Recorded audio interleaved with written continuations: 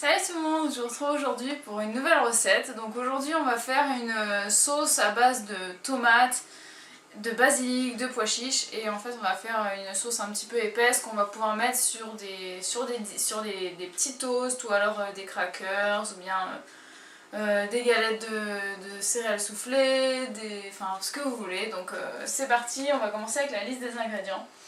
Alors, vous aurez besoin de pois chiches cuits, donc ça ce sont des pois chiches que j'ai fait cuire moi-même, mais vous pouvez les trouver en conserve si vous préférez. Vous aurez besoin de feuilles de basilic, donc j'ai des feuilles fraîches de basilic frais, donc directement sorties de mon pot. Vous aurez également besoin d'une gousse d'ail, donc là je l'ai déjà coupée et dégermée. Et vous aurez également besoin de tomates cuites, et enfin je préfère les cuire, comme ça au moins j'enlève la peau. Donc à vous de voir si vous préférez prendre de la tomate crue. Dans ce cas là vous allez être obligé de laisser la peau, mais moi j'aime pas quand il y a la peau dans les sauces. Voilà, donc vous aurez juste besoin de ça, un petit peu d'huile d'olive, un petit peu de sel si vous prenez du sel, et puis en fait on va tout passer au mixeur. Donc moi je vais commencer par les pois chiches pour faire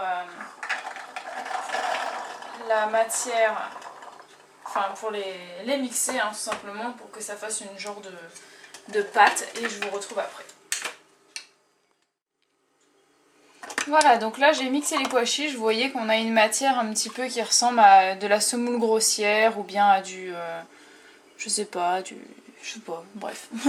Voilà, donc vous allez prendre ça et vous allez le verser dans un petit plat à part. Essayez de ne pas en mettre partout, ne faites pas comme moi. Hop. Et ensuite on va pouvoir mixer les tomates, hop, avec le basilic.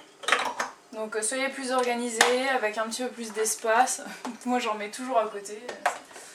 Ensuite vous prenez vos feuilles de basilic.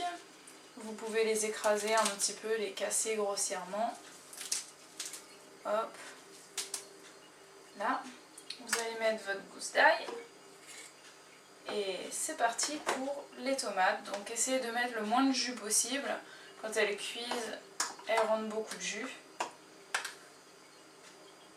Et sinon ce sera trop liquide. Donc nous, comme on ne veut pas que ce soit trop liquide. Et justement c'est pour ça que j'ai mis des pois chiches. C'est pour épaissir la sauce.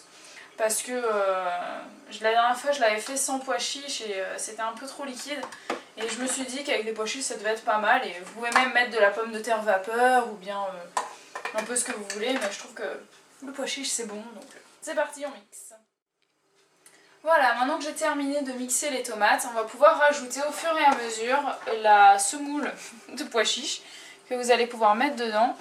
Donc moi je vais mettre par 2 cuillères à soupe. On mixe et au fur et à mesure on voit jusqu'à ce qu'on atteigne la consistance désirée. Et après vous versez tout dans votre plat, et puis moi je vous retrouve avec le plat final quoi, pour voir comment c'est très beau. A tout à l'heure.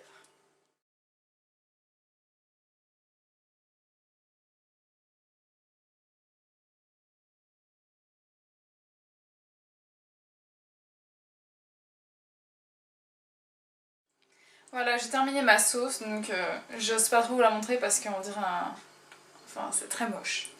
Mais je vais rajouter un petit peu d'huile d'olive, donc là je vais mettre presque disons 3/4 de cuillère à soupe d'huile. Donc oui, on dirait un vieux steak haché, enfin je sais pas, c'est super moche, mais bon. Ça sent très bon et je sais que c'est bon, donc ça ne me dérange pas. Donc là vous mélangez bien et vous inquiétez pas, vous n'allez pas le présenter comme ça,